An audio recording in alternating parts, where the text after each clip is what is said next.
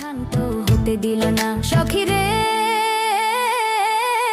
ছাড়লাম আমি আপন ভিটা, ছাড়লাম রে ঘর বাড়ি, শ্যামপিরিতের টানে আমি হইলাম দিবানি। তোর বিষম বাঁশির তালে মোরে ঘরে রইতে দিল না।